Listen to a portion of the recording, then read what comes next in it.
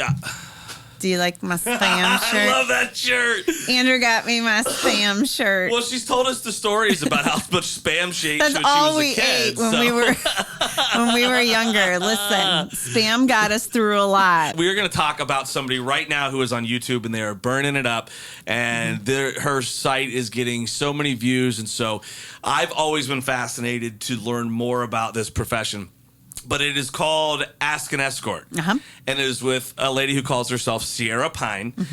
And I don't know, there's 20, 30 videos. They're all a few minutes apiece, like 6, 7 minutes. Yeah. And it's all about asking an escort, and then she tells you the answers to the questions. And one of the things that she was talking about is what they get paid. And that did kind of blow my mind, because she gives a show where she says, I'm not going to tell you what I make. Right. But I will give you what I charge for things and then how many days a week I usually work, and you're allowed to do the math. You can do the math. After I got done with the math, she's probably making somewhere between $250,000 and $300,000 a year. Yes. That, by anybody's standards, anywhere in the country, hell of a lot of money. Great money. That is a wonderful salary. Yes. So it's a lot of money. But when we were kind of show prepping, you made a comment that I was like, when you said, I think they should be able to charge more. Oh, yeah. What? Are you kidding me? This is a job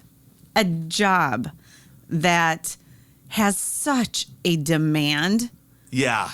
That if people are willing to pay, even what she's charging, I would guarantee that they'd be willing to pay double. If you are willing to pay for someone's time, whether it's to go to a wedding with you, to have coffee with you, to go see a movie, or to spend the night and snuggle you all night, which are all things that she said she has done. If you're willing to spend money to have that companionship, I don't know that there's really a limit on that. And then it was wild because I was like, guys, they can, it's not a big market for guys to be escorts. It's just not. She talks about it in a few things. Like, there's a reason why if guys want to get into it, usually they never find a date. And if they do, it's not as nearly as highly paid. No. Unless you're doing it on the gay side.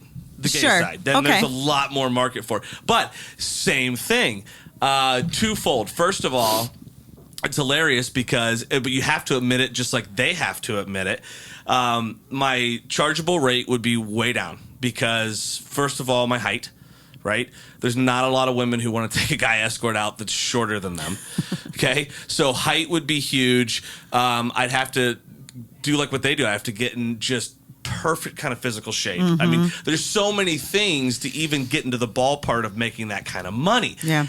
One of the things she even says in her videos that was really wild is she goes, you got to remember how much easier it is for women.